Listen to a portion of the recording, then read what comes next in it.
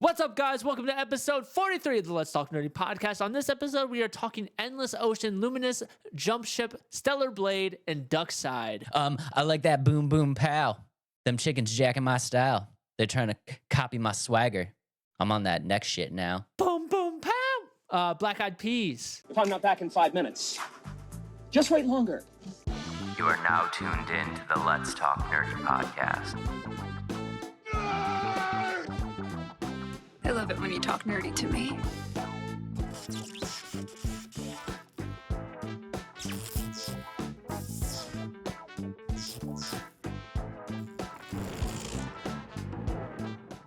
Let's go. I knew that one. That's a good one. Go. See? Now you're Let's giving go. me stuff that I know. That's Let's good. I used to go. love that song.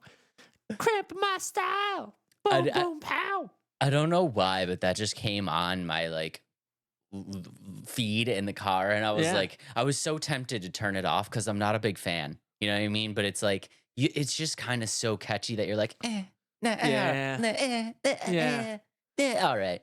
It's one of those things that it's not the best song, but you play it anyways because, and then you can't find something else on the radio, and the song's almost over. That's the worst when the song's almost over, but you want to skip it, but you know something else might be coming up next. Yeah, especially when you're like, I'm old and I still use Pandora, and you only get X amount of skips. Yeah, or you're even I'm even older. I don't even use Pandora. I use straight FM radio. Oh, okay. Yeah, no. I'm so lazy when it comes to connecting my phone to the car or adding or pulling up my music. I'm just so lazy when it comes to that. However, Dave, my new car that I just got has whatever you call it, not Apple. Well, it has Apple CarPlay, and then is it Android Auto on the Android side? Yeah. So that's what I have is an Android. And so now if I plug my phone in, it comes up on the dash for me to hit Amazon Music or whatever, Spotify, which is so much more handy than me pulling up my phone and trying to select the songs, but so much better now. I'm not gonna lie, I was right there with you, dude. I was not a big hook up my phone to the car. I never really cared what was playing in the car. But yeah, when I got my new car, when I picked it up, they had the nice little concierge guy kind of show me everything. And he's like, you want me to hook up your phone? And I was like, you know what? Absolutely. You go ahead and hook up my phone. And he hooked up my phone. And now every time I get in my car, it just is good. And it's ready to go. Yeah, Apple CarPlay, man. I just boop. So now I care what I listen to in the car. Yeah. But before, I couldn't care less. Yeah. And my other car that we still have, I don't think I set up Bluetooth once in that car, and then I just so lazy to keep setting it up or to keep pulling up the apps and stuff like that. But I'm happy with our new car. I'm happy with how things are going. But Dave, how is your week going, man? Congratulations on the new car. Week is going. It's going. It's going. We're here. I wish I had something great to report, but I just don't. But by the time, honestly, guys, by the time that this episode is coming out, all of the entire Sekiro Let's Play series has been completed, edited, loaded up, and is live. So super excited that we got that one out. And yeah, just wanted to throw a quick shout out to you guys for checking out the Let's Plays. I've been kind of, we try to get back to all the comments and stuff like that. We super appreciate you guys commenting and stuff like that. And I've been noticing a lot of comments on the Let's Play series, the Lords of the Fallen and the Sekiros. So glad you guys like the series, and thanks for hitting the like button and watching them and leaving some comments. It's really cool. It's really cool to see other people that have kind of done a playthrough. I feel like a lot of people that are watching this series kind of have done a playthrough and are comparing their playthrough to the one that we posted up, and it's just kind of cool to see that hey, I just got to this part, I did this boss this way, it was a little bit different from what you did, and it's just it's kind of cool to engage with other people that enjoy the same game that you do. Actually, I noticed that in the ones with the Lords of the Fallen. There's a lot of Lords of the Fallen comments saying, "Oh, I did the boss this way. Oh, it's not wussing out if you did that, Dave. That's okay. I would have done the same thing." So it's cool to have that connection with some of you guys. Maybe I gotta find a Let's Play to do. I think you should, man. I think you'd be really good at it. It really is a lot of fun. I really enjoy doing them, and Yeah, glad you guys like them. So, well, I'm not sure what's coming next. We finished the Sekiro, so we're gonna be done with the Let's Plays for a little while. But yeah, not sure if you guys got any suggestions of what you want to see next. Let us know down in the comments. If there's a let's play you'd like us to play, um, game wise that I'm playing, I haven't played much games this week, except for Farming Sim. I got back into that, got asked to do it, and I'm like, sure, let's do it. So I'm playing Farming Simulator right now again, but also picked up a new hobby, making some rugs. I saw a TikTok video one time and I was like, yep, I can do that. So if you're just listening, I'm showing my Nike low dunk rug. So that's what we got into. It's a dope rug, and I'm trying to convince Adam right now to make some videos for his own YouTube of him actually making the rugs. Because I would love to just follow your journey through this process, and I really want to see the shaving. I want to The see shaving's the pretty, it's just it's satisfying. yeah, it just seems like one of those things that's like so satisfying. So, guys, if you don't know, and Adam, please correct me because I have no idea what I'm talking about. But if I feel like at the end, when you're kind of done making your design and everything's all done, you need to take clippers, like for like hair clippers, and trim it down to all one length. And I've seen a couple of videos on that, and it's just really it's like power wash sim. It's just so relaxing and calming. You're like, oh, it looks so good. It's all perfectly even. I think you're right on though. That's what they basically do. You're shaving it down to one length. Yeah, it's so funny to see like how it looks when it's on the thing, but as soon as you shave it down, how much better it looks. And that's why I think I like the process is to see the final product. But it takes a lot of time, and that's okay because it's fun and it's peaceful. And yeah, but And you get to enough of use that. a gun. Yeah, I get to use a gun. Makes that noise, just so you know. So just so you know, if you want to know what it makes. Because he's the yarn ranger. The Yarn Ranger. Ooh. Another name, Dave. Another name. I got names just flying. That's kinda just cool. flying. Just waiting That's- somewhere famous selling rugs. It'd be great. Yeah, that's funny. Alrighty. First game of the night, Endless Ocean Luminous. Dave, just why is the biggest question with this game? Adam is so surprised at why we picked this game. Go ahead. Go ahead. There's a couple questions I have with it. So Endless Ocean Luminous, this is a second edition of the Third. game, third edition of the game. Third in the edition of the game. And I think my biggest question is like, why on the Switch? Like, I don't see like the Switch is cool and all, like, but it's not very immersive. And I feel like a game like this needs to have more of an immersive feel. And this, I don't know, the Switch I didn't feel like gives me that immersion. 100% agree with you. And guys, if you guys don't know what we're talking about Endless Ocean. This is the third installment, like Adam said. This one is called Luminous, and before that, there was two previous installments, Endless Ocean and Endless Ocean 2. And the reason why this game is on the Switch is just because this game is kind of exclusive to Nintendo. So the first two came out on the Wii, so they don't really have any other choice because I still feel like they're tied as a Nintendo exclusive. So they really don't have any other choice. And I would love for this game to come out on other platforms. Specifically, I think if they could get a PC version, they could really kind of dial this in. But unfortunately, it is going to be on the Switch. But I don't think just because it's on the Switch that it's a game that you guys should overlook, because it really is an interesting game. And if you guys don't know what we're talking about, basically, Endless Ocean is your journey as a scuba diver. And you get to explore this like underwater world. And I would love to say that there's like something Peaceful? special. I would love to say that there's something special about this game, because I understand why you would say, like, why would you pick this game? Because there really isn't anything special about it other than the fact that it's just a really like calming and peaceful and enjoyable game. And you know that I love these games. Like I love games that are nonstop action and just like, punching bosses in the face and stabbing and like all that stuff. But I also like these like very chill kind of games, and that's exactly what this is. And Yeah. I'm just ready for a game like this right now.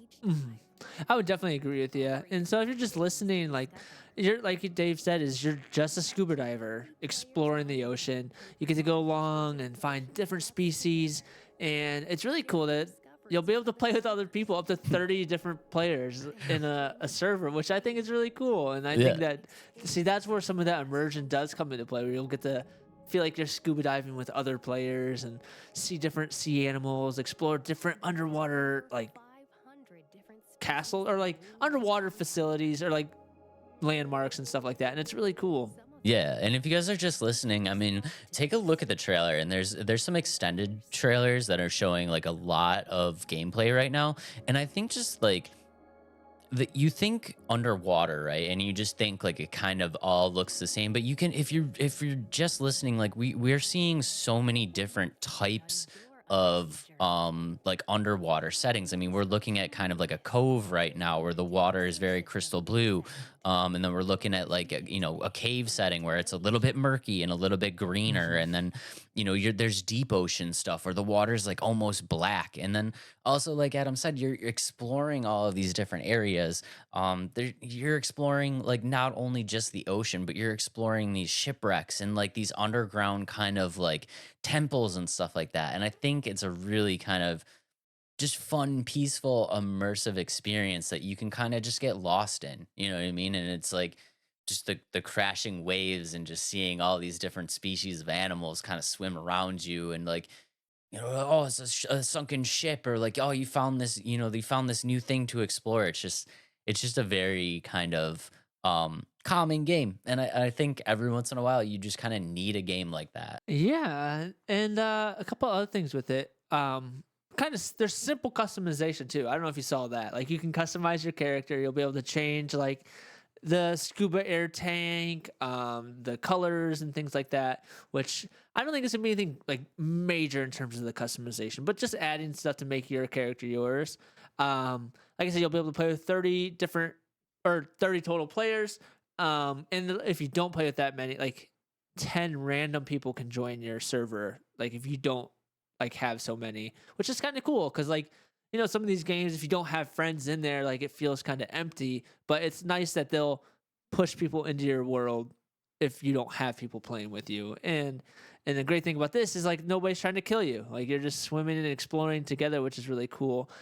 It would be kind of disappointing, or not disappointing, it'd be so funny if it was like a Pokemon situation where like I caught this shark and you don't get to like scan it or anything like that. And so the whole premise is you get to learn about the sea animals by scanning them and exploring that way. And I think you get points when you scan them, and that's where some of that customization loot can come in. Like you'll get some of that stuff. There's over 500 sea creatures, and some of them are presumed to be extinct or even mythical, which I think is really cool. Throw in some stuff that you wouldn't see in real life anymore in a way. I think that's really, really interesting. And, like Adam said, there's over 500 different species of aquatic life for you to get in there and scan. And basically, what you're doing is you're going diving, you're finding all of these species, scanning them. They have facts that you can learn about them, so you're actually learning about what these things are. And I think one of the coolest things is, Adam, you talked about it. You can play with up to 30 different people, and you can do this in an online server, right? But the way that this is going to kind of work, and not a lot of people are really talking about this, and I think it's one of the coolest kind of aspects of this game, is that, did you know that all of these maps are procedurally generated? Oh wow, really? Yeah, so basically what's going to happen is you're going to load up into the game, and you are going to get a map ID. And your map ID is just exclusive to you. So everybody else that's playing is going to get a different generated version of the map. And they're saying that every single time you dive, it's going to be again procedurally generated. So it's an ever evolving kind of world. So you can dive the first time, right? And you're swimming around in an area. Well, the next time you dive, the area could have evolved. I mean, there's more, there could be more coral reefs that are starting to grow, or all of a sudden, there's a shipwreck there from a ship that just, passed over top, and now there's a shipwreck there. And I think that's really, really cool because you're still kind of learning the way of the land. I mean, in a basic sense where you're going within your world. But it's always changing. So I mean, every time you go back to a different spot, it could be something different and something new and something fresh. And what's really cool about is being able to play with 30 different people is like one person is going to be hosting this kind of thing. So as long as you're not the one hosting, you're gonna get dropped into somebody else's map and you're gonna get to see what their underwater universe looks like. And it's gonna be totally different from your generated world. And I think that's really, really cool because you can just keep bouncing around to different, versions of this underwater world and be like, oh, that's really cool. Like I don't have that temple, or like, oh, I don't have that like shipwreck. I've never seen that before. And I think it's a really interesting kind of concept. I think it's really kind of ambitious to say that these are going to be, generated like that. And you're going to have your own world map and stuff like that. And I think it's something that for some reason not a lot of people are talking about, but I think it's one of the kind of key factors for me of why I think the game's cool. I think the game is really cool. I think there's just some big limitations of it being on the Switch. Oh, 100%. I think graphically, this if like you said, if this was on the computer or if this was a VR game, Yeah. that would be so cool. But the fact that it's on the Switch, I think it's a big limitation of just graphics and capabilities of the game. But that's not to say it's going to be a bad game, because I mean, it's obviously doing good enough to make a third installment of it. You know what I mean? And I think the fact it's probably gonna look a lot better on the OLED Switch, probably not on the same one I have. And if you have it on a big TV, like that's where it's gonna be pretty cool. But and those are just little things. Like it's a Switch game. Like I can't say, oh, like it needs to be on the PC. Like it's been on Nintendo forever. Like it's Nintendo's game, so like it doesn't need to be on the PC. Although it would be really cool. Yeah, no, it really would be cool. And like you guys know, I am PlayStation till the day I die. I would love for them to put out just a really like photorealistic style that would go on the PS5, and it would just be like, oh my god, this is freaking amazing. But unfortunately, like that's not what we're gonna get, and we all kind of know the limitations of the Switch right now. Yeah, guys, if you guys are expecting like a photorealistic, like underwater immersion type of thing, that this is not that. You need to go into it, and again, take a look at the trailer because you'll see exactly what we're talking about. I think for the Switch, they probably made it as realistic as possible. But it looks campy, and I'm not gonna lie, it looks campy, but like it looks like Switch campy, you know. So I it would be great if it wasn't on the Switch, but I mean it's still on the Switch, so I'm gonna play it. Yeah, I think so too. I think it's one that it might be a game that where like my wife would like to enjoy and things like that too. So it's probably gonna be on my list. Although, however, it's $50 to just swim, and I'm not sure how I feel about a $50 price tag just to swim and see sea animals when I can watch a YouTube video and do the same thing and hyper realism and stuff like that. But you're not controlling the YouTube video, you're just watching it. I mean, if I do one of those 360 cam videos, I could be. But I don't know. I'll have to think about it a little bit more. Maybe when it goes on sale. But I just feel like that's kind of crazy. $50 just to swim. So I do think the price point is a little bit out there. I don't know. I don't know. Is Switch falling in line with this new $70 price tag? 70 and then $40, maybe. I don't know. I mean, I guess if Switch is falling in line with this new $70 price tag for games, like Yeah. they might think that this is a discounted game. I would be really comfortable with this game at around $40. I feel like $40 is probably going to be the sweet spot. Right. So yeah, $50. I don't know. I'm probably still gonna play it just because Yeah. I just love sea creatures. So like Yeah. I'm still probably gonna play it. But yeah, it's I don't know. Maybe wait for it to go on sale. It'll go on sale. Yeah. Oh, I don't know. The Switch games take forever to go on sale, and some of them still don't. Like, if you go to try to play Mario Odyssey, you're still probably gonna pay $60 for that game. Oh yeah, Mario, Zelda, all that Yeah. stuff never goes on sale. Yeah, But it's crazy. Some of these games do. Endless Ocean feels like a game that's probably gonna go on sale. Yeah. Yeah. I agree. Yeah. I agree. But I mean, it is what it is. Just if you're interested in this style of game, something that's just kind of peaceful, calm, this is going to be a really, really great game for you. I think it's kind of, like we talked about, the procedurally generated worlds are kind of ambitious, especially for a Switch game. The 30-player co-op, I think, is a really cool idea.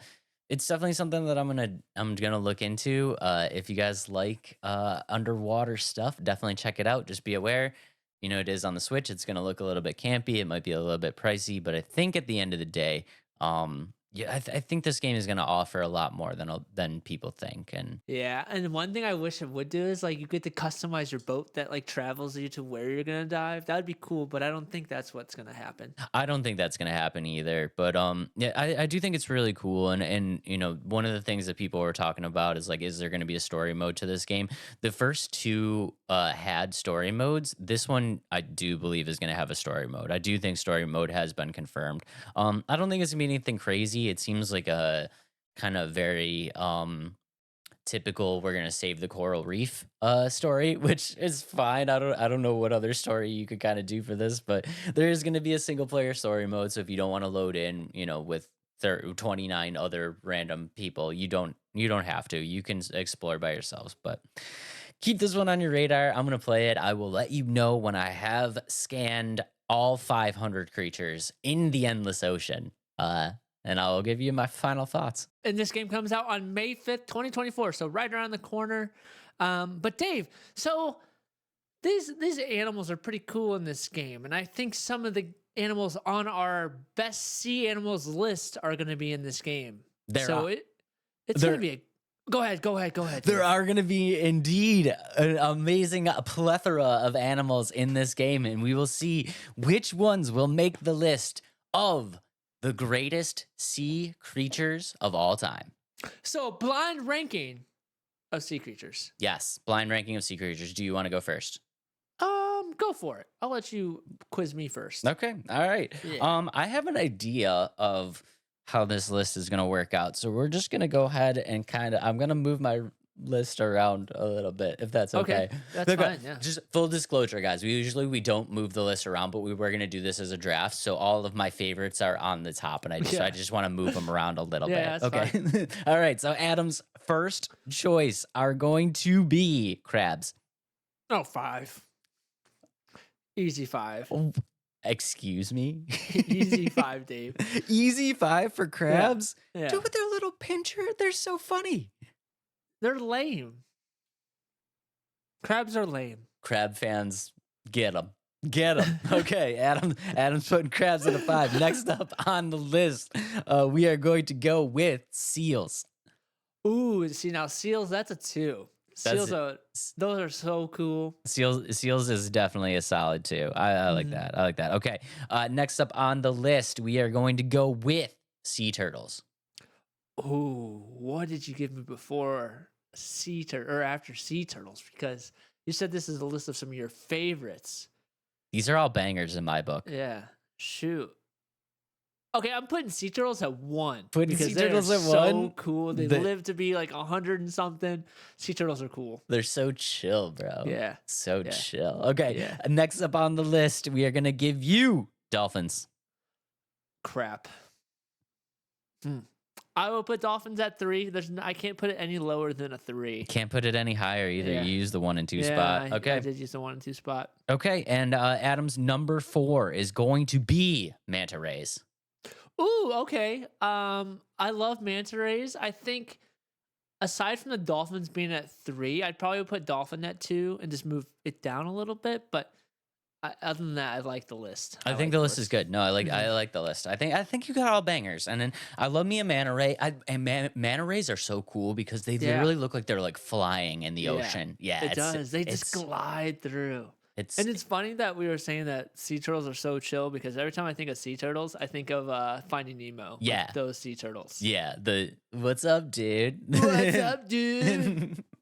That's what I think of. So that's if a sea turtle were to talk, that's how he would talk. That's 100% how he would talk. And also, all of my fellow crab enthusiasts, crabs are dope.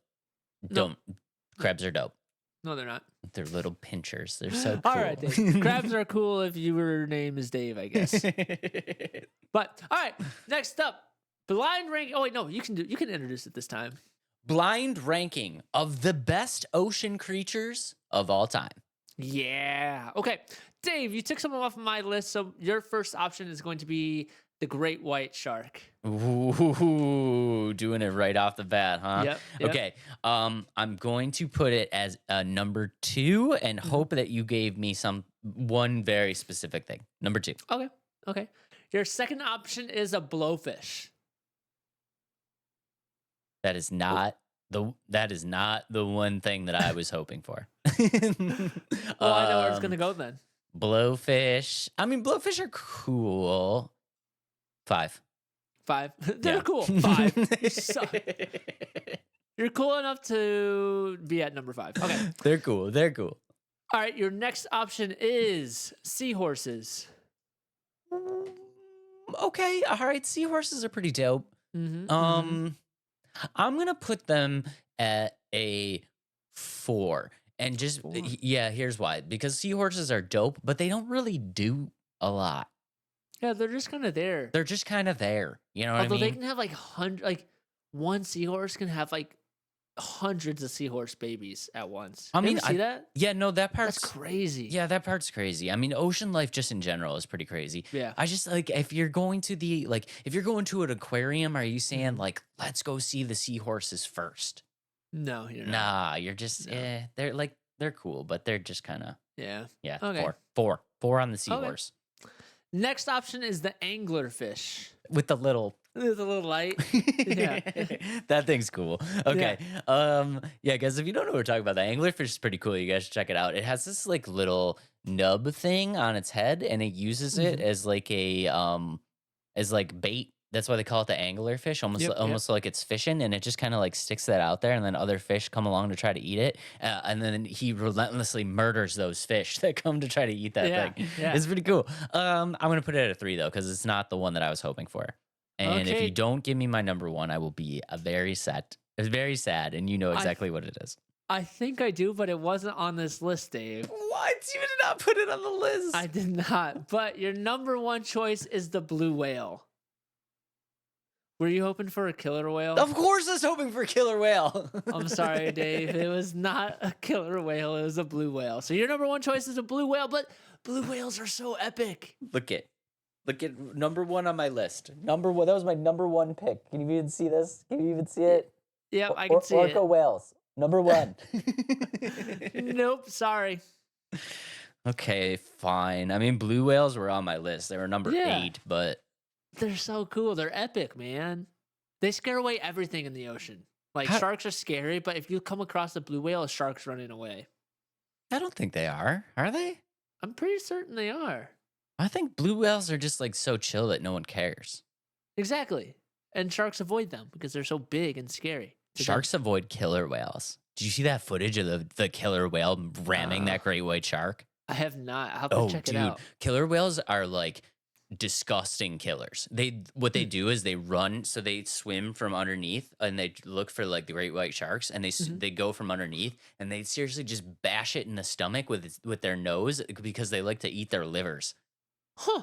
Isn't that nuts? I didn't know that. I gotta catch up on my Discovery Channel and watch some more about orca whales. Everybody remembers Free Willy. It likes to play with the ball. No, that thing is a relentless killer. That's crazy. Yeah, they're crazy. All right. Well, that's a good list, though. I'm happy with my list. And Dave, I'm sorry I didn't give you killer whale, but I gave you blue whale.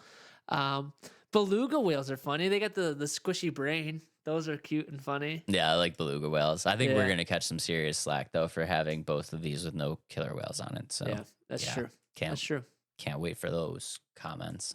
Let us know in the comments, where would you rank these sea animals? Which would you put at the top? And let's move on to our next game, and that is Jump Ship, and it is by Keepsake Games. Dave has a long sigh. What are you excited for this game? I think I'm excited for a couple reasons. One, it's not a huge title game. Like, the people that are making this game isn't a AAA title, so I'm not overly expecting something grand, if that makes sense. So I'm setting my expectations a little lower, hoping that they'll exceed those lower expectations. Yeah, and this has been in development for a while, right? They announced this like years ago, but it was called Hyperspace then, right? I didn't see that, but you might be correct. Yeah, I think they announced this game quite a few years ago. Initially, it was called Hyperspace. So if you guys know anything about Hyperspace, it is now Jump Ship, and that's the game that we're talking about. Yep. So let's go ahead and pull up the trailer. Jump Ship. So if you guys are just listening, basically right now what we're seeing is, I mean, it looks really, really cool. There's I think there's so many different aspects to this game. So right now we're seeing like inside the ship. This is a first-person shooter. Basically, right now you're inside kind of like your stranglehold. You can see that you're running around with a bunch of other people. There's ship-based combat, so you can see a bunch of scenes where you're kind of flying around. I think the world itself looks really cool. I think they did a great job designing this like space type of world. And we're also seeing these clips of what appears to be like a jetpack that you have. So I think that the traversal system is really, really cool. But I mean, I think this is going to be a game that like is for a very specific audience. Just like honest opinion, this reminds me of Warframe. Like this is kind of Warframe. I've never played Warframe, so I don't know what Warframe's like. Yeah, this just kind of reminds me of Warframe. See, I have a different game that it reminds me of. Okay. I think it's like a it's like a space Sea of Thieves, to be honest. That's what it reminds me. I saw that comparison too. Oh, did you? Like that's what I thought. I didn't know other people were comparing it like that. Yeah, people are comparing it to a Sea of Thieves space version, which I mean is fine. I just don't. There's nothing here for me that I'm like, wow. See, I'm the opposite. Like, I'm not the opposite in terms of like this would be the best game I've ever played, but I think it's fun and unique compared to a lot of other games that I see. And like I said, it's a smaller like studio making the game, and they're not trying to sell it as the next best game in this genre. I think they're just, if you want to play a fun co-op PvE game with your friends, like this is it. Like there's not anything groundbreaking or anything like that, but I'm pretty excited about this one just because I think it's going to be a fun game to play with friends. And this is strictly a PvE model, right? You're not going to be going against other teams or anything like that. Nope. So can you play it solo? You can play it solo. Okay.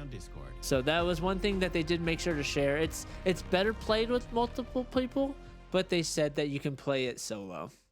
I just don't know. I don't have anything. I don't have anything bad to say about it, really, but I don't have anything good to say about it either. I'm just like kind of indifferent. Okay, well then let me just kind of describe what the game is a little bit more. So, like you said, it's a mission-based PvE game. You can play either solo or up to 4 players, and with the 4 players, you can play it with a strategy, which is kind of cool. So, like each player can have a specific role, but there's no classes. So, like everybody brings their own gear and like however they want to play the game. But essentially, like, let's say you are the host of the game. Like, you're like, okay, I'm going to be the pilot. You're going to be the engineer. So you go around fixing the ship if it's getting attacked. You can have another person like be the field explorer and like they're doing some like field exploring. But you can also like do all that together. Like you don't have to be like, okay, Jimmy, you're going to go do this. Dave, you're going to go do this. Like, if you want to do everything together, you can. Obviously, I don't think you can all fly the ship at once, I don't know how you do that anyway. But what I thought was really cool is on your ship, like, it's not like everybody has to be in the ship at once. And I thought that was really cool. Because, like, most of the time when you, like, play a ship fighting or a space game, like, you have to be in the ship. You can't go on the outside of the ship while you're flying. I thought that was cool. Like you can be on the ship while somebody else is flying it and like shooting outside the ship and repairing it and moving all along in the ship. I thought that was cool. So in those ship-based combat sections, like how does that work in a group of 4 people? Like is one person it's different guns? Okay, so everybody's kind of occupying a different gun. Mm-hmm. That's what I think. And like I said, you'll be able to go outside the ship and like do like first-person shooter out there. I don't know why you would do that, but like unless you have to make repairs outside on the ship, and I think that's pretty cool. Going outside of the ship in the middle of space is the scariest thing in the world. I don't know, maybe they have magnetic boots and they're holding them against the ship. I don't know, but I thought it was cool because like, you know, like when you do play these space games, it's like you're strictly only going to be in the ship. Like you can't go outside of it. Okay. And did you find anything about like how big this world is? I did not. And the only thing I saw in terms of like the exploration thing is so it's mission based. So you select different missions. Yeah. But they said kind of like with the ocean game, each run is different. So like each mission you do will have a different feel to it, which I think is pretty cool. I don't think it's procedurally generated. I think it's going to be more things like you go into this mission, pirates might show up this time, or something else might be in a different spot. Like, I think that's what they mean when it's going to be a different run each time you go in. And is there any type of like customization to this? Like, can you customize your ship and like your weapons and all that stuff? Yep. So you'll be able to do that with it. You'll be able to buy more ships, upgrade ships with the loot and stuff that you find within your exploration missions and things like that. So I wonder if it's going to be more like an extraction shooter type of game where you go in there, do the mission, get a bunch of loot, come out, upgrade your ship, go to a different mission, things like that. That's kind of what I was thinking because that's how Warframe is set up. It's kind of like, yeah, it's kind of the same idea where you load in. You can have like your clan and everybody.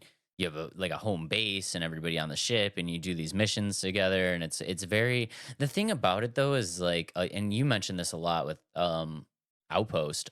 These games are like they just feel grindy. You know what I mean? I don't know if I get that same sense with this game. Granted, when I was previewing Outpost, I was super excited where I could just my base was going to be epic from the beginning. So I hope that like maybe my ship won't be epic, but I hope the battles are epic from the beginning. You know what I mean? That's where I kind of like with Outpost Infinity Siege. I felt like even the battles weren't epic, the looting wasn't epic. I think with this one, it looks more to be like you have to fight your way for the loot and like extract. Whereas like Outpost was you go find loot, find loot, find loot, find loot, go to the next mission and fight this lame wave of enemies and not get very much for it. Or you go find all this loot and you get too hard of an enemy and like doesn't compare to your base and then you die. So is there a story to this? I don't know. I'm guessing there is because it is mission based.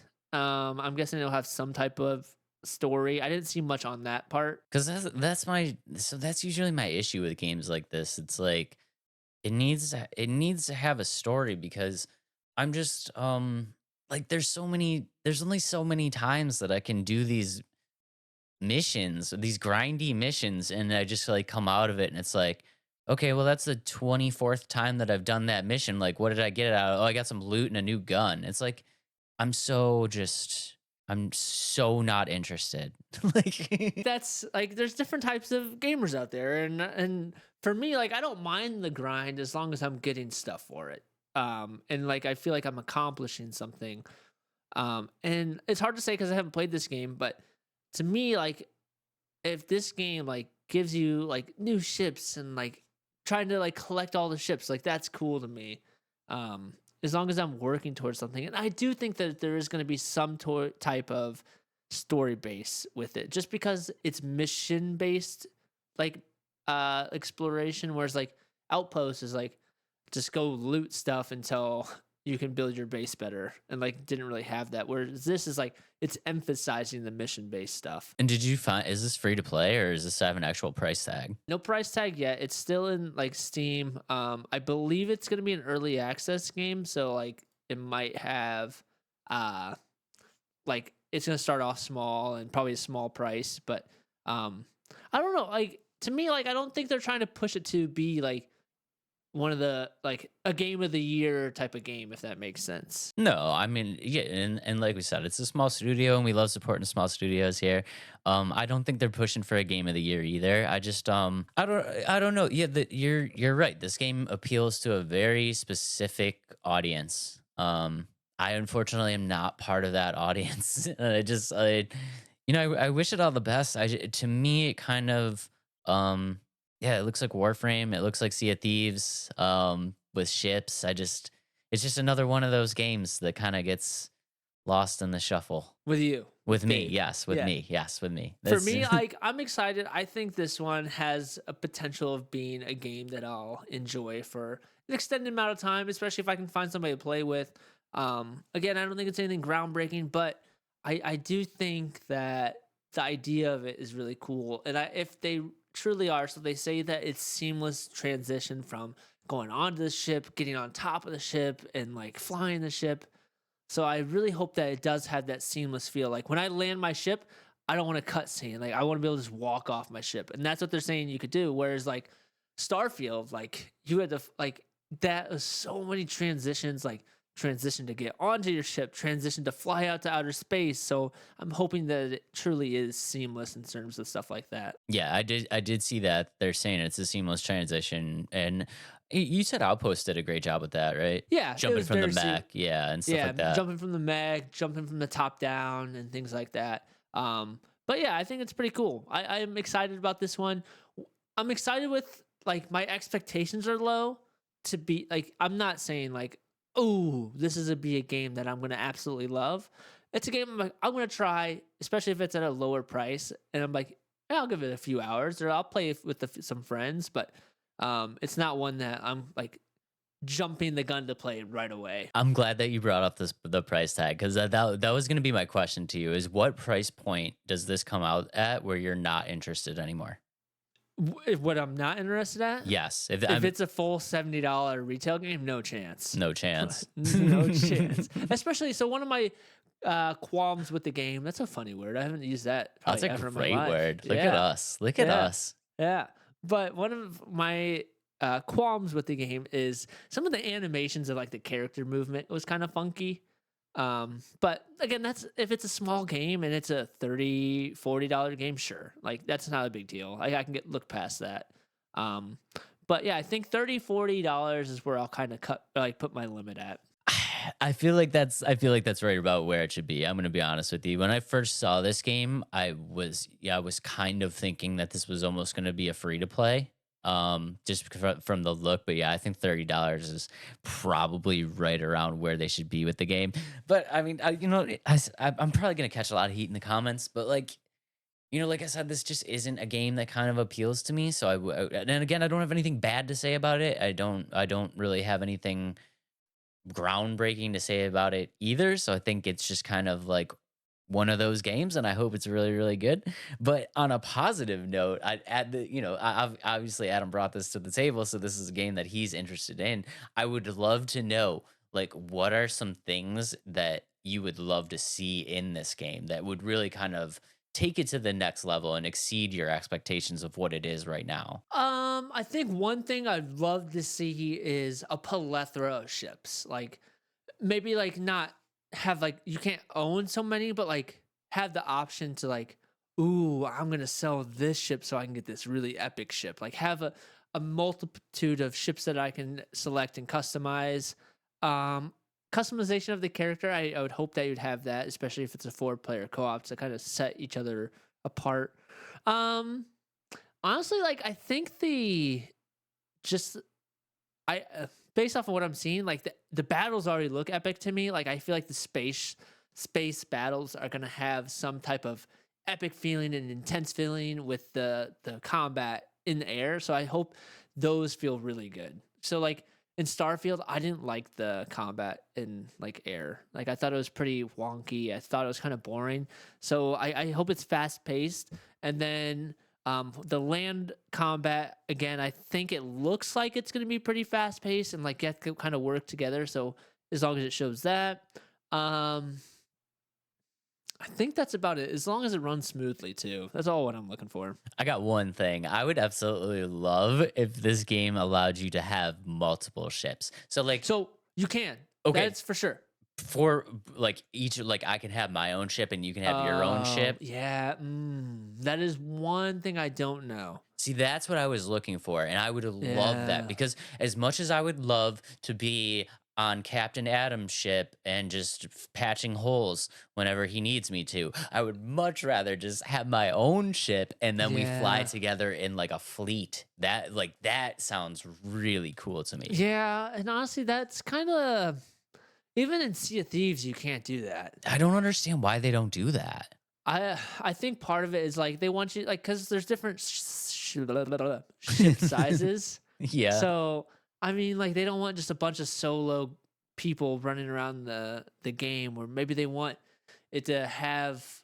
I don't know, because that would be so cool. Like I don't know why you can't just load into a game of Sea of Thieves with like multiple ships. You couldn't when I used to play. I know you can do private servers and play like that, I think now. Actually, I don't know if you can do that. I think you have to like guess until you get into the same server. I Like mean, back out, join. I guess I get it for Sea of Thieves, but this is a PvE model, Yeah, right? I So know. it's just you're just playing against AI. So Right. there shouldn't be any restrictions with you each having your own ship, and I think that would be really really cool because, like I said, as much as I would love to be Adam's ship bitch, I would also just also love to have my own ship and we just Yeah. roll together in like a fleet. Could you imagine we're like a 4-man fleet of TIE Yeah. fighters like going through and like, dude, that would be so sick. I just think that would take away from some of the working together though, and then it all individually based. Like I'm worried about my ship, not your ship, and like I feel like there's something to be said about like Adam, you gotta go like save this part of the ship while I'm still fighting this character or like these enemies, and Dave, you gotta go man the guns. Like that's kind of cool to me. Whereas like if I'm like, okay, I'm flying my ship, shooting the guns, pushing square to repair my ship in the middle of the air, like you know what I mean? I mean, yeah, I get it. But I also think like I don't think it loses that kind of collectiveness working together, right? Because it just instead of taking the focus on one ship, it takes the focus off of the ship itself and more into the combat of it, which I think is really cool because then now you're working together in the sense where it's like, okay, Adam, I'm going through the middle, you flank left, like come in, like s- person X like come in from the right side and like it just I think it makes the way that you work more tactical and combat based, which I think would be a little bit more fun than like, yo Adam, go patch that hole. Like And then go play Star Wars Squadrons, Dave, if that's what you want to do.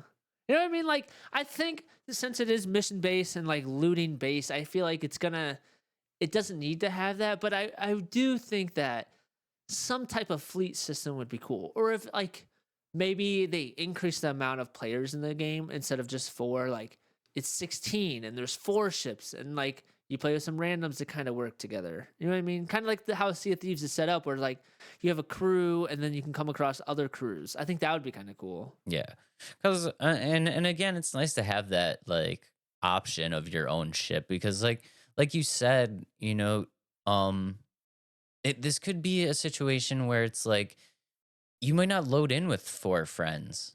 You know what I mean? Like if you're playing with 4 friends and you're all on the same ship, that's fine because you can be cool with each other. But what if you just load in with somebody who's just kind of a jerk and they're just like, I'm flying the ship, you just Oh, no, you can play by yourself, like completely. You don't need to play with anybody. Yeah. Your own ship by yourself. Yeah. Yeah. Yeah. Yep. Yeah. Now you're like, okay, I'll fly my own ship without anybody. That's fine. Yeah. Okay.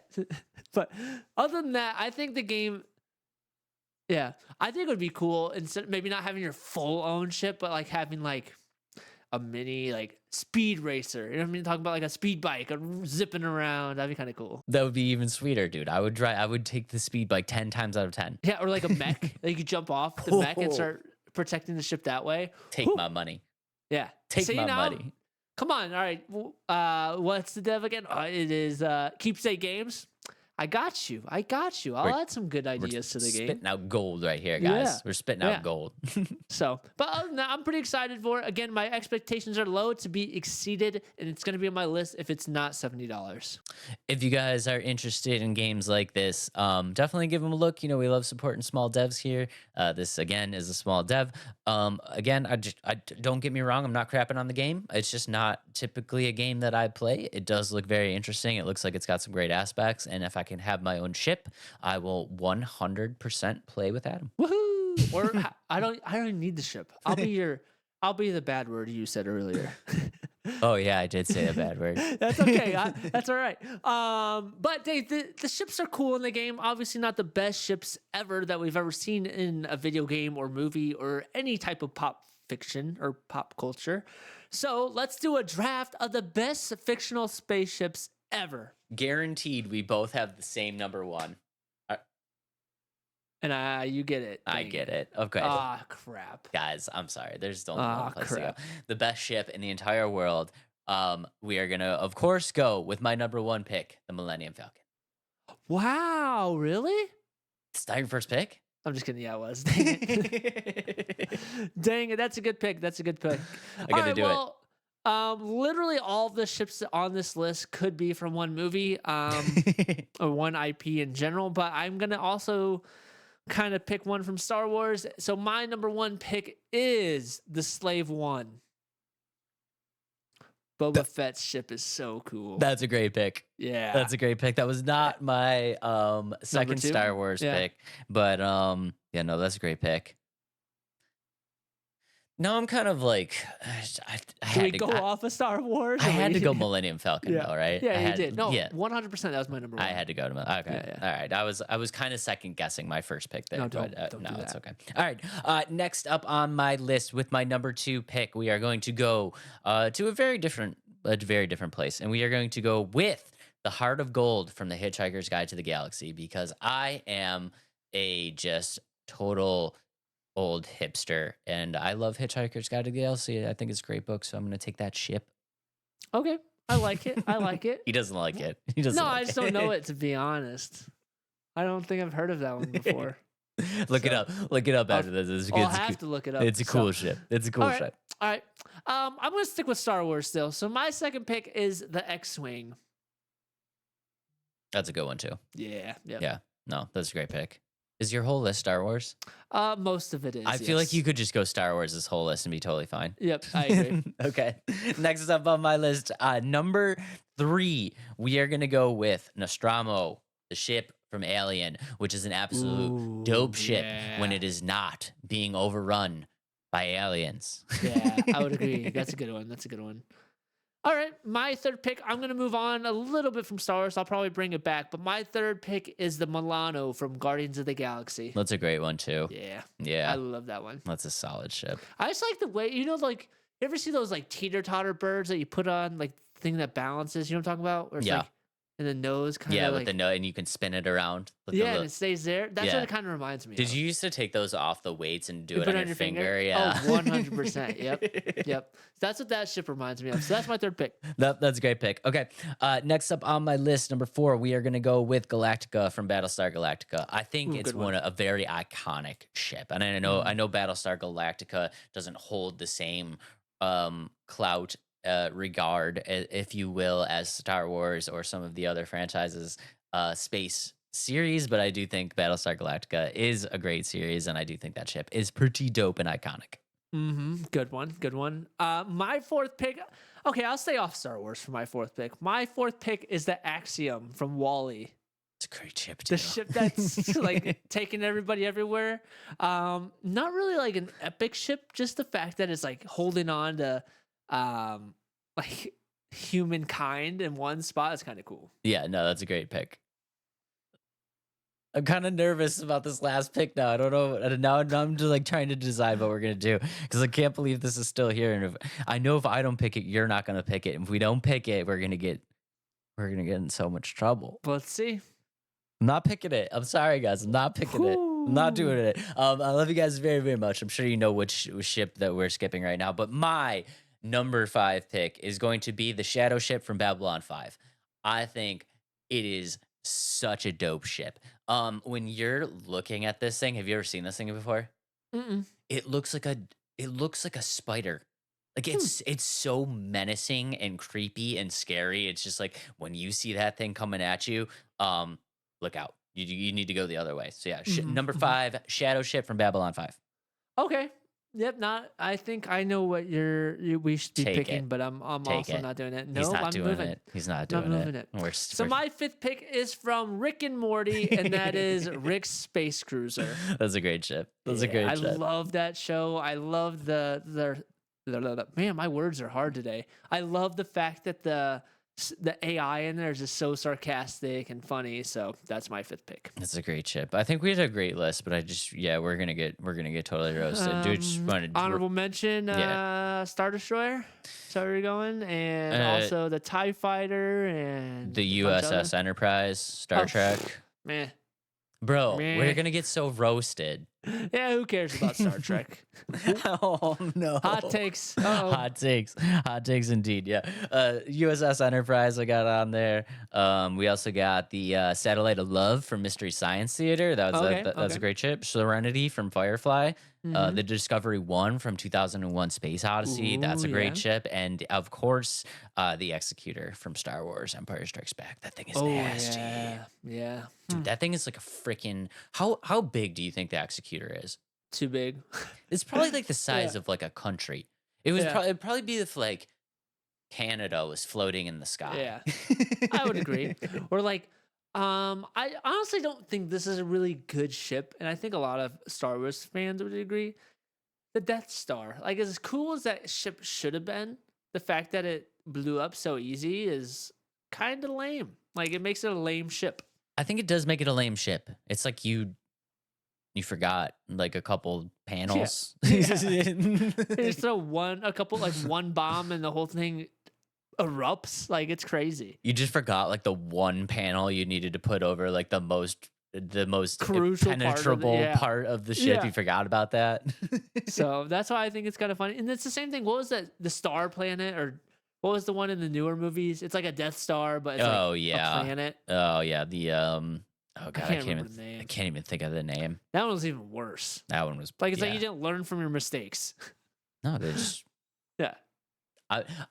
what was the name of the new movie? The very first movie.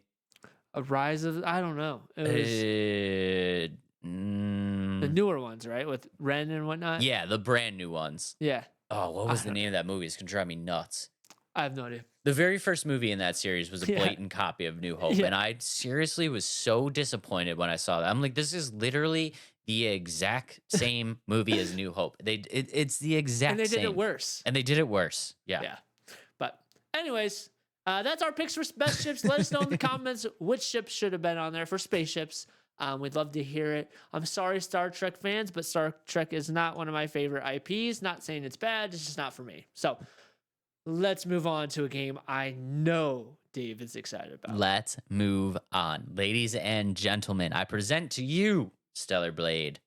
Stellar Blade. Want me to just throw up the trailer to Let's start? go ahead and throw up the trailer because I am Throw up the so trailer. excited. Okay, so if you guys are just listening right now, we are looking at the main character. Her name is Eve, and as you can see on the screen, this is going to be a PlayStation 5 exclusive. And I think this game looks really interesting.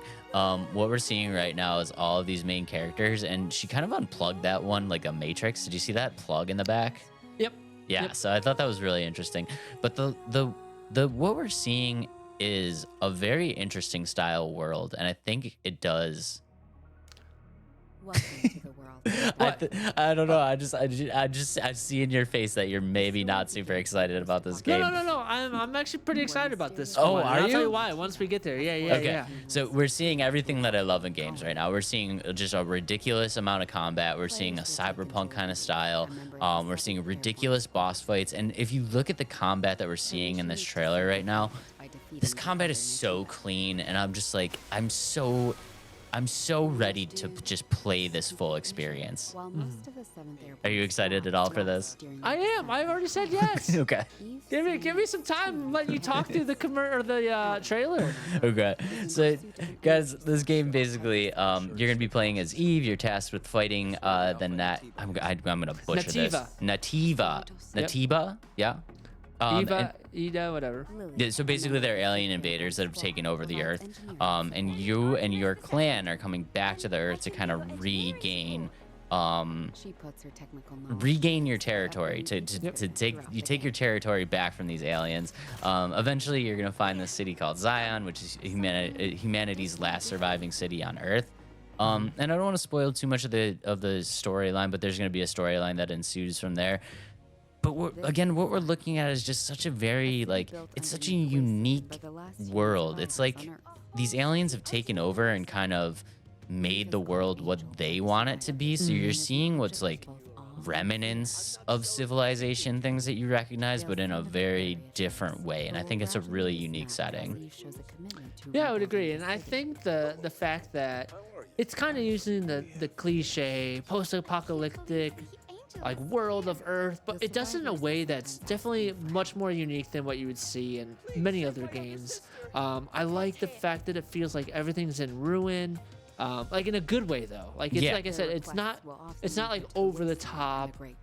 Like the atmosphere of the game like fits well with it, if that makes sense. Yeah, and I think if you guys are just listening, we're seeing such a plethora of places, right? So we see like a very dense like city kind of environment, but we're also like out in the desert, like we're in the mountaintops, and like I think it gives a very diverse kind of aspect to it. And what's really cool about this game is that this game is going to be a mix of like it's hard to explain.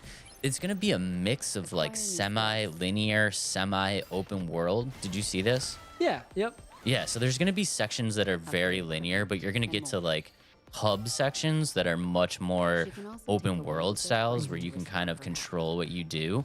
And I think that's a really interesting concept. And I think it's something that I know like the Souls likes have kind of done this a little bit before, where you're getting these main hubs and you can kind of go, around from there. But this is kind of different. Like the level of open world and their quote unquote semi-open world is pretty unique. Yeah, I would agree. And I think like looking at this spot right now is like the enemy design is so cool too. Like I like the way the enemies look, and with that I like the fast pacedness of the combat. I know it's like a Souls like, but it's so much faster than other Souls likes that I've seen. That's a really interesting point. So I know a lot of people are calling it a Souls-like, and I actually played the demo, and it's not. It's not. Really? It's not at all. It really isn't. And I think what we're seeing right now is a lot like what Adam said. If you guys are just listening, the combat that we're seeing is so fast-paced and so aggressive, but the way that they've done it, they're calling this a hack and slash, which I do agree that this is a hack and slash game, but much more of a fine-tuned hack and slash, and that it's a hack and slash that deals with precision. And like I said, I played the demo, and it's really well done. And that's kind of like the most important thing to me, is the combat system. It has to feel fluid. And like I said, like I'm a huge Souls player. You guys know I love the Souls stuff. And anything that like tries to be a Souls like but isn't a Souls like, I typically don't like. This combat system was so well crafted that I was just like, even though it's not typical Souls like combat system, I was so immersed in it, and I wanted to get like really good at it. Okay. I don't know if that makes sense. Yeah. Did you get to face any bosses in the demo? Yeah, so in the demo you get to play this like this section where you have your basic scrub enemies, and then you have your like what I like to call middle tier enemies, which aren't bosses. They're just like kind of big boys that hit really hard and need a little extra precision. And then there's a boss battle at the end. And I think the way that they set up these enemies works really, really well. So your scrub enemies kind of attack you in groups. So you're fighting like hordes of these scrub enemies. And then once you get into the bigger boys, it kind of like warms you up for a boss battle. And then when you get into the boss battle, you're almost like ready, and it's a really, really good combat system. And a couple things on the combat system, it focuses where it is like a Souls-like is it focuses on you learning the moveset of the enemy. So you really need to learn the moveset, and just kind of prepare for that and plan your attack around it. But where it doesn't really focus on Souls-like stuff is it takes like, all right, so it takes the dodge mechanic, right? And it takes the parry mechanic, but it does it in a hack and slash method. So if you are able to dodge accordingly, or if you're able to parry accordingly, you're going to have these two bars that fill up. And one is a beta bar, a beta gauge, and one is a burst gauge. And then through successive parries and combos, like if you do sequences where you get parries and you combo back and stuff like that, it fills up the burst meter, and you have the ability to, once that meter is full, activate different buffs that make you stronger. On the other hand, that beta gauge is filled by like evading combat. So if you're being less aggressive, you're parrying and dodging out of the way, like that beta meter fills up. If you're being more aggressive and parrying and attacking, the burst meter fills up. And I think it's a really cool combat system because once you get that, so the beta, I know I'm like all over the place. It's so hard to explain. So once you get the beta gauge to fill up, you can do really cool things that are more skill based. So like piercing armor, stopping enemy combos, less aggressive type things. And the burst gauge, once you get that to fill up, is more aggressive stuff. So you're getting more boosts and you're dealing more damage. And I think it kind of like leads to let you play the game that you want to play, which is really interesting. That's pretty cool. And then in the betas, you get to explore some of the leveling up, like the different attributes and like skills that you could upgrade. Yeah, and so the skill tree is actually really really interesting, and just Hmm. looking through the skills, I think they did a really great job with the skill tree. There's stuff in there that like I've never seen before. So Hmm. one of the things that I noticed, there's skills in there. It's like if you unlock this one skill, once you do a perfect parry, you teleport behind the enemy, and I was like, Ooh, yo, that is such a cool skill and something that like I've never seen before. So yeah. I just started looking through the skill tree and I'm like, these skills are actually really, really interesting and like really fun things that would really change the dynamic of the game. Yeah.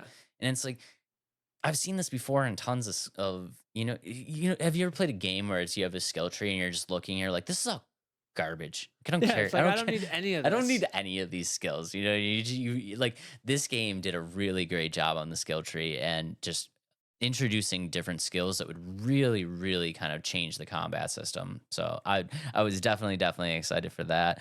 And I mean just the amount of things that come with it, right? And it's like okay, so this reminds me a lot of like Near Automata. You ever play that? Okay, so in your Automata, you get this like drone that kind of follows you around. And you can use the drone. The drone, like, you can tell it to do things, you can have it shoot, all that stuff like that. But this one takes that idea and it takes it to the next level because this drone during combat actually attaches to your wrist. So not only is this a hack and slash, but it's a shooter too. So you have the ability to shoot with that drone. And you do that seamlessly in the combat. And like, I'm not the biggest shooter guy. I'm just not a shooter guy.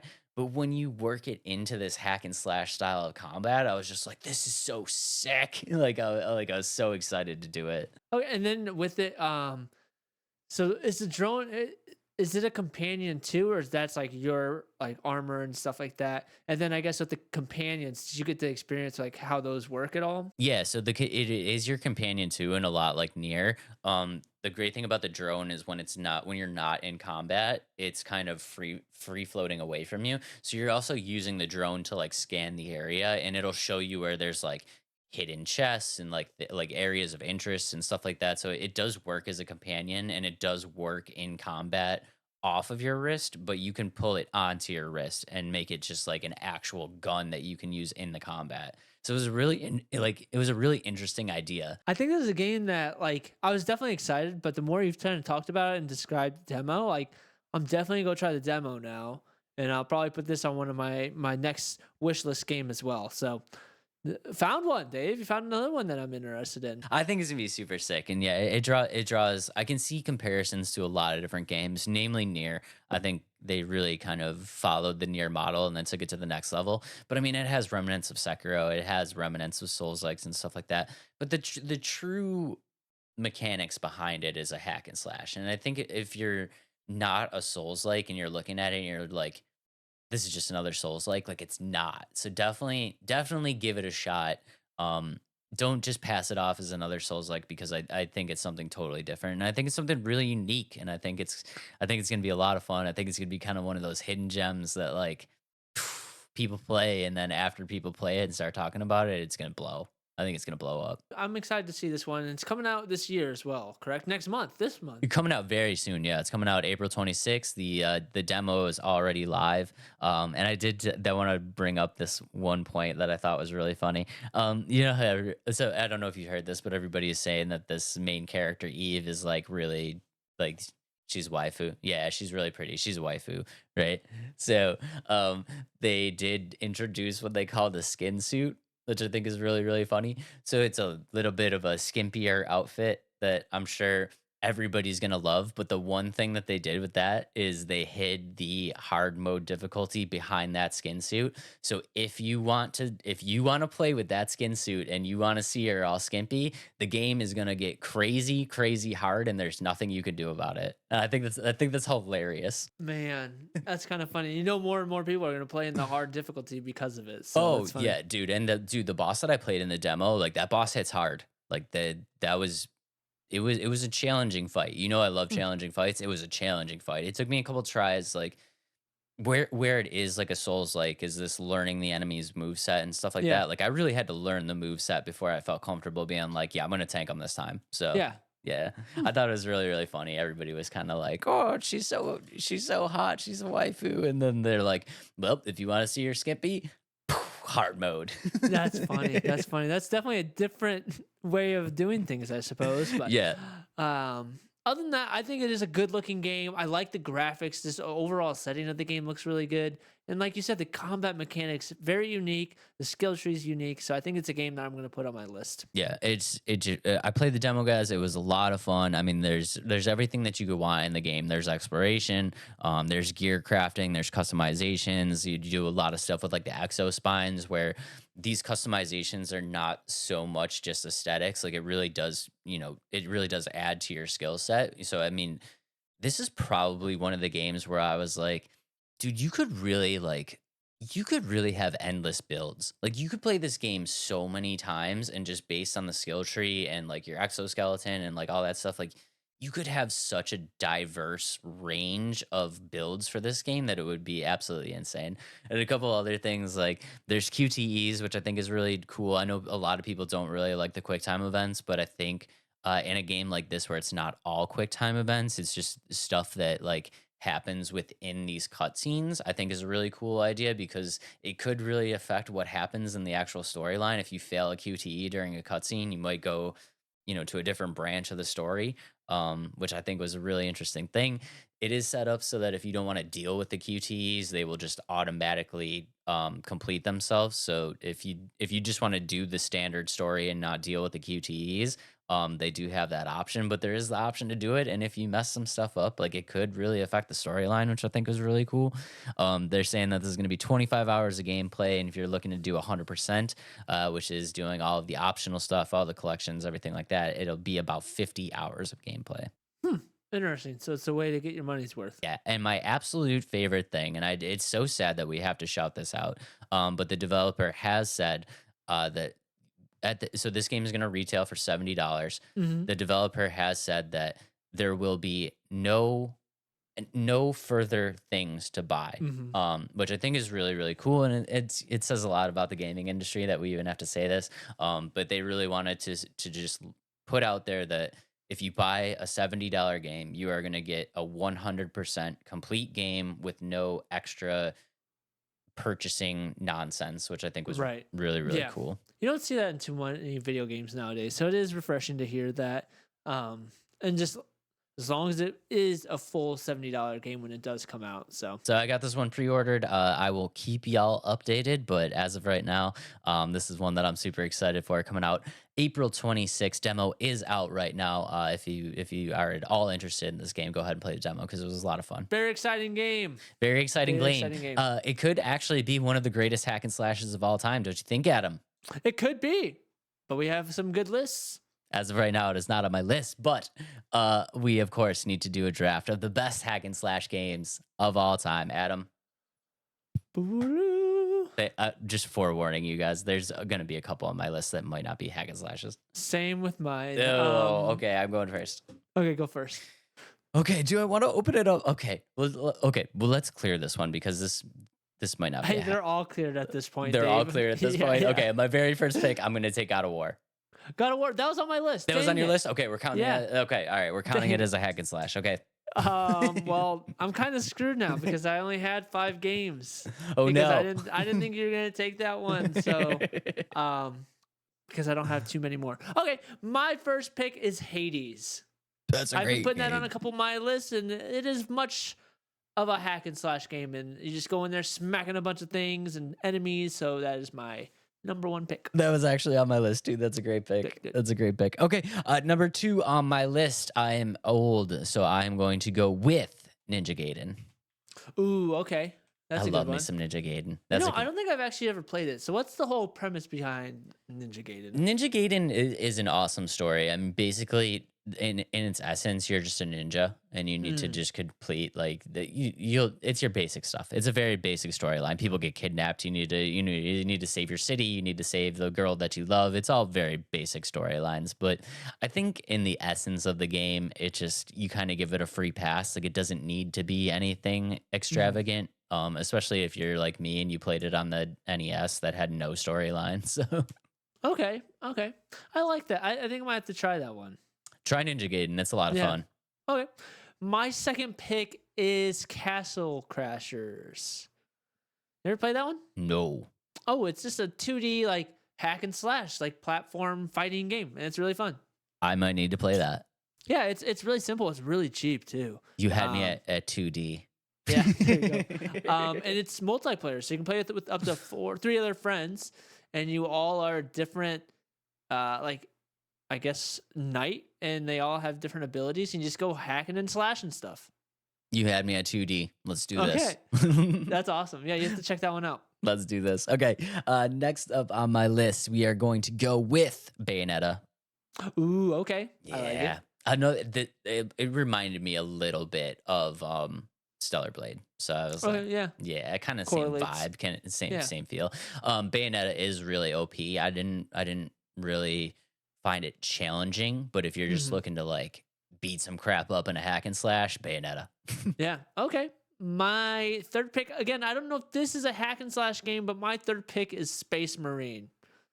Total War Space Marine. No, we're just gonna give because you go in there and you're just I mean, it's more of a horde shooter, but like, you can use your like saw and melee and stuff, and yeah. So I'm putting that as my hack and slash. We're giving it to you. Thank Yeah. Because I didn't. I don't. Okay. Next up on my list, number 4, we are going to go with Devil May Cry 5. Okay. Never played those either. Devil May Cry is so sick. You never played Devil May Cry? I'll have You to check them out. Yeah, you should definitely play that series. Don't worry about the first ones. Just jump right to 5. Okay. Yeah. I'll have to check that one out. My fourth pick is Star Wars Unleashed. Let's go. Whoa, whoa, whoa. I forgot about Star Wars games. Yeah. Those are they're almost all kind of hack and slash. I'm so sad I forgot about Star Wars games. I would have put The Yeah. Force Awakens on my list like There you go. immediately. There you go. You can put it on your list. Do I want to do it? Do I want to do it? Do it. Go for it. All right, number 5, The Force Awakens. Woohoo! I loved that game, dude. That was so fun. Okay. My fifth pick, again, I don't know if this can be considered a hack and slash, but to me, hack and slash is just like you're OP and you start destroying everything and everybody. And so I'm gonna go with my fifth pick is Prototype 1 and 2. Yeah. All You right. kind of see where I'm going with that. It's like you're just kind of a boss and just beat up everybody and everything you see. I feel like that counts. I feel like it Okay, counts. cool. When I heard the come out of your mouth though, I 1000% thought you were going with Prince of Persia. Ooh, see, I thought about putting Lost Crown on my list, but I wasn't sure if it was a hack and slash. This one was tough, guys. This one Yeah. was tough.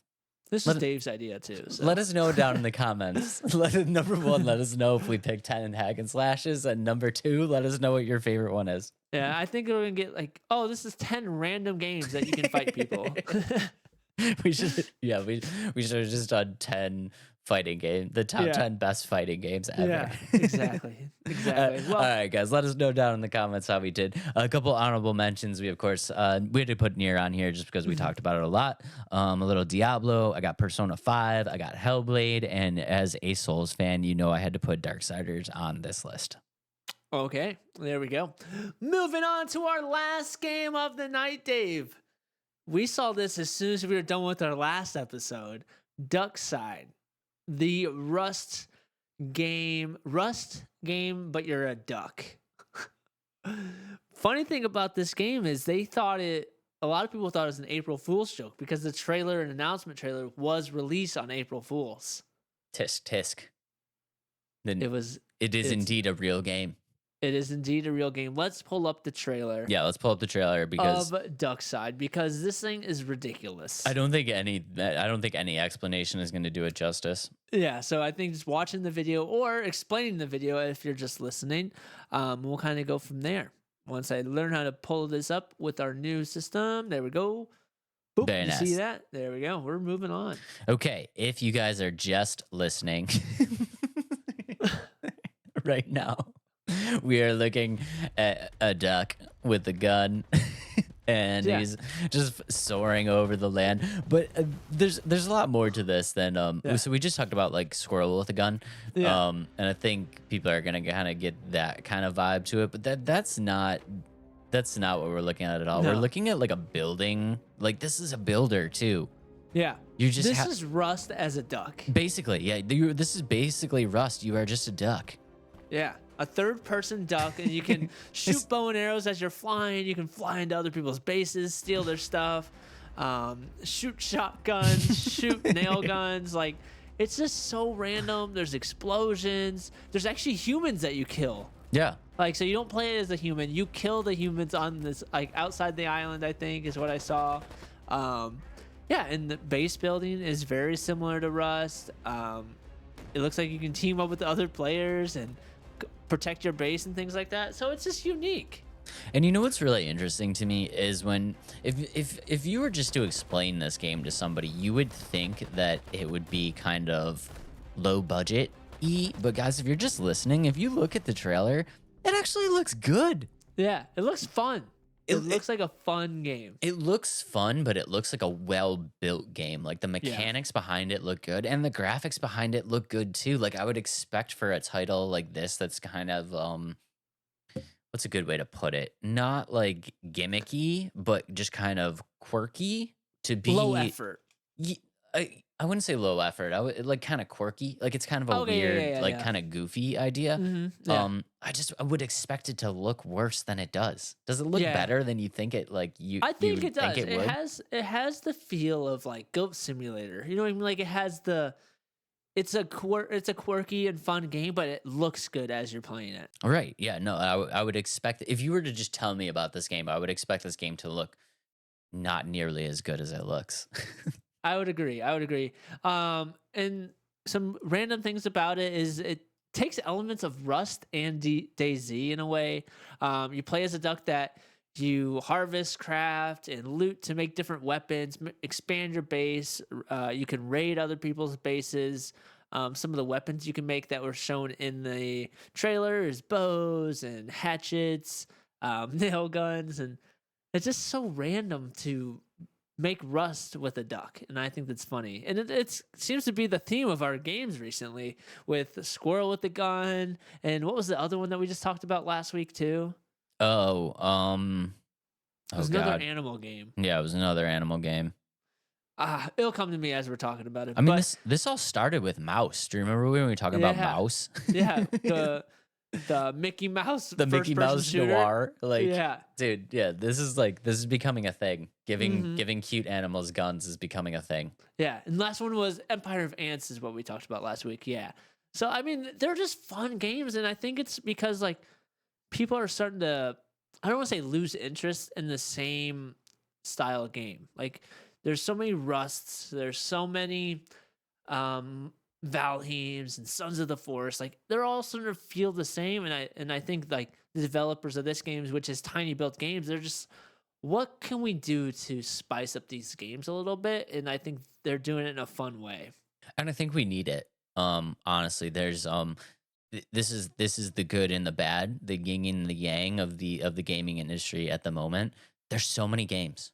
There's so many games, and it like just nonstop coming out, and that's a great thing because we have so many games to play.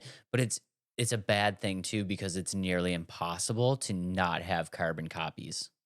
Yeah, and I think you're gonna just see a lot more of this where developers are finding kind of quirky ways to take gameplay mechanics that work and display them in a new light. I almost want to say it's like a gimmicky thing, but it's not at the same time because like it works still. Like it's goofy, but it's a goofy that will have people interested in a way where it's like Like I played Rust, yeah, it's cool. I played Valheim, that's cool, but I've never played a shooter duck game where I'm building bases. Like it's different and it's fun. Yeah, it's totally different and it's totally fun. And like I said, you're gonna be seeing. I think you're gonna be seeing a lot more of this. People are gonna, people are coming up with new ways to display these same kind of ideas in a new light. And honestly, like we said, it looks good. It looks sound. Like especially in a game like this where I'm looking at the trailers and I'm trying to find like, oh, that looks like it's a little wonky, like that looks a little clunky. I couldn't find anything. The one thing that I have is I wish that like when they're holding tools, their little duck arms would be out instead of just floating next to them. That was one thing I was like, that'd be kind of funny. But even though like I was watching like an extended view or play of the game and like he was flying and his hammer was just like spinning in a circle as he was flying. So I was like, that's kind of funny, but it would be kind of cute to see like holding a little hammer as he's wobbling through to go knock down trees and stuff.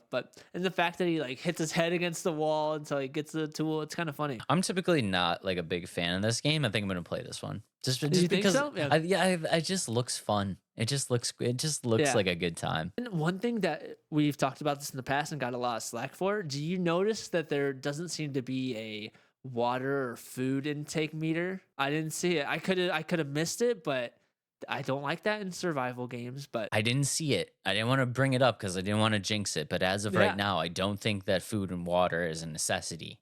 which is nice because like we said in our old videos, I don't play video games to drink water. So we got a lot of slack for that. But anyways, it looks really fun. I think it looks like a great game. Again, guys, we love supporting our small devs here. This is another small dev game, I believe, right? Tiny. I know they've made other things that I've heard of. It's Tiny Build Games.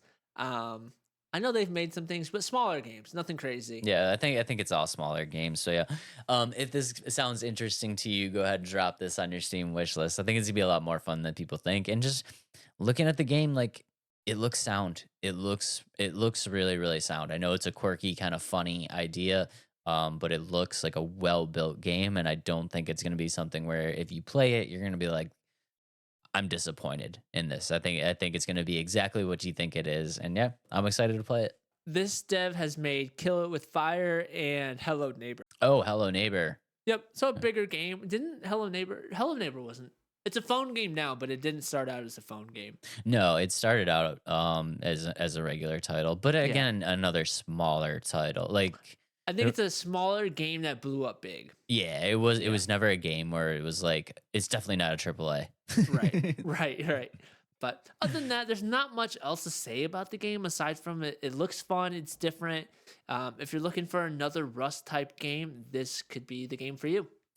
And if you want to play as a duck, which is one of the coolest animals in the world, go ahead and grab this one because you get to play as a pretty badass duck with a bow and arrow, which I know is the weapon that Adam will pick. How did you know, Dave? How did you know? But anyways, there's a lot of games that have some really cool base building mechanics and things like that. So we thought it'd be a good idea to put a draft of the best crafting games ever. Ladies and gentlemen, the draft of the best building games ever created. Please be me. Please be me. Please be me. There is only one pick. Yeah, There's only one pick, and we both want this number one pick. How do you get 3 in a row? How about we both? All right. Our number one pick. Let's do it. Let's do it. Right. This would be Let's Talk Nerdy History. Okay. Yeah. On the count of 3. On the count of 3, ladies and gentlemen, both of our number one pick, because there's only one answer. 1, 2, 3.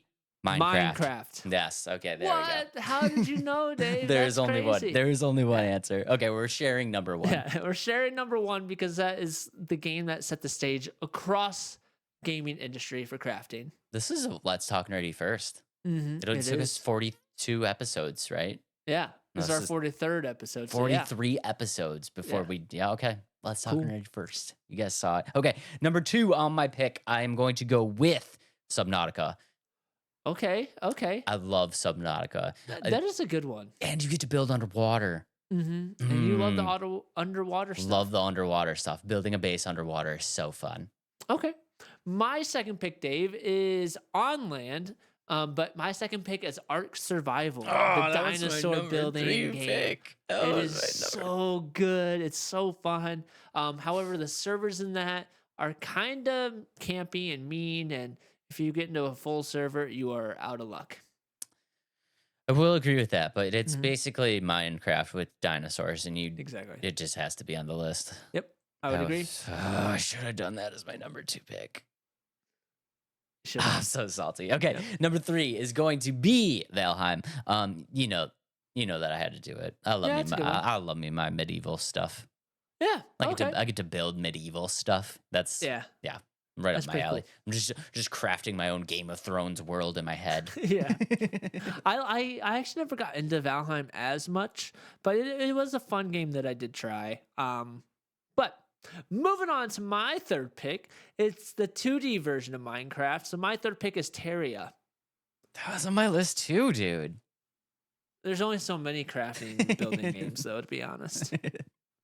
I'm kind of salty. Okay. Yeah. All right.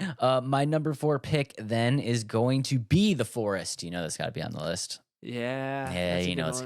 got to be on the list. You know, I love The Forest because it's got the building aspect, but it's also got like the survival horror to it, and you Mhm, know that I'm yeah. a sucker for that. I know you are. That's a Yeah. good one. That's a good one. I actually didn't play I didn't play Forest or Sons of the Forest I yet. played The Forest. I haven't played Sons of the Forest yet. Okay.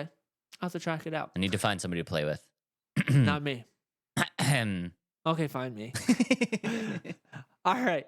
My next pick is, or my fourth pick too? Yeah, my fourth Fourth. pick is Rust. Again, it's kind of like Ark Survival. If you get into a bad server, it's very toxic, but it is a fun game if you can get into it. I think it's a great pick. No, I think it's a great pick. Okay, Mhm. and number 5 on my list. Oh no, what do we do? Number 5 on my list is gonna be Raft. I think it's a cool idea. Raft. Yeah, I think it's a cool idea because you get to build like a ship, kind of. Yeah. It's kind of like a ship builder, but just a really crappy small ship. Yeah. It's kind of cool. I like that one. That's a good pick. My fifth pick, actually, I'm actually pretty happy about this fifth pick because I didn't think you were going to take it, and I don't think it's very common, but my fifth pick is Lego Worlds. That was on my list. Is it really? Oh, dude, I saved love it for Lego you, though. Worlds. Did you really? Because I I did. love Lego games, Yeah. and the fact that you could just build anything in Lego Worlds, it was really cool. It's basically Minecraft, but with Lego blocks. Exactly. Yeah, it's so Very fun. fun. Yeah, no, it's great. I think I actually like Lego World more than I like Minecraft because the Legos hit for me though, dude. Yeah. Like Lego is nostalgia. I don't have any nostalgia to Minecraft. I'm too old, but I remember Yeah. building Legos. I understand. I got you. I guess one honorable mention that we could probably say is Fortnite. I was wondering about Yeah. that. I Does never that- played. I played Fortnite, but I never liked it, and I definitely didn't play with the building mode because I sucked at it. And two, it's always getting blown up as you're trying to survive. So I just like you just see this menacing tower getting built above your head, and you're like, Yeah. I'm gonna die. yeah, that's exactly what happens. But No. other than that, I don't have too many other honorable mentions. Fallout, Satisfactory was one, but Yeah, other than that, a couple honorable mentions: Stardew Valley and Cult Ooh. of Lamb. I Gotcha. liked Cult of Lamb and Stardew Valley. I mean, you get to just build a little farm. That's fun. so cute, so cute. Great But episode, dude. those are our top building crafting games ever. Let us know in the comments which games we missed, which should have been on the list. And yes, Dave, you are correct. Great episode with some technical difficulties, but we worked through it and made it awesome. This was a week. I expected this episode to go like this. You did? Oh, not me. It has been a week. Why wouldn't it? Other than that, it was a great episode. Hopefully next week will be much better because for those that have been sticking around with us for this last 12 months of the Let's Talk Nerdy podcast, it is our year anniversary this weekend. We are 1 year old. It's cool. It's very insane. Yeah, and for those that have been here the whole time, thank you so much. It's been a ride. We've grown substantially into the point like we're very proud of what we've put together, but also proud of what we have in terms of like the community that we have with us. So we do it for you, and it's been a blast. Yeah, you guys are absolutely awesome. Thank you so much for all the support. If you stuck with us since episode 1, I hope we've gotten better. For you, if you stuck around since episode 1, I love you, and I'm sorry. For this kind of milestone, I did go back and watch some of our episode 1, and yeah, like Dave's saying, it was a little cringy. I'm sure we still have some of those cringy moments, but it was the whole episode was kind of bad. I don't want to toot my own horn, but I think I definitely got better. I think Adam was always pretty good. He got a little better. I specifically was looking at myself in episode 1, going like, you need like you need to talk, like you need to enunciate way better, dude. Just like picking it apart. So yeah, if you guys stuck around since episode 1, thank you so much. We love you guys very, very much, and we gotta think of something cool to do for the 1 year. Yeah, we'll have something planned for our 1 year episode. We're not sure quite yet, but I think it's gonna be something we should try to involve everybody. So keep a lookout for things for you guys to kind of join in with, but we'll see. Cupcakes. We're gonna just bake cupcakes in our next episode and we're really throw the algorithm in for a loop. We're gonna do a live baking cupcake stream. Yeah, I like it. Maybe I can make a new rug, a 1 year anniversary rug for the Let's Talk Nerdy podcast. A 1 year, funny. Yeah, 1 year rug, and I'll get cupcakes. Yeah, there we go. Alrighty. All right. But don't miss out, guys. Don't miss out. Don't miss out watching us eat cupcakes. Yeah, eat cupcakes and make rugs. That's what we're gonna do in the next episode. But we will definitely think of something. Real quick, just love you guys very, very much. Thank you, because we will hit the 1 year. We will hit Sunday, April 12th. Yes, we will hit the 1 year on Sunday.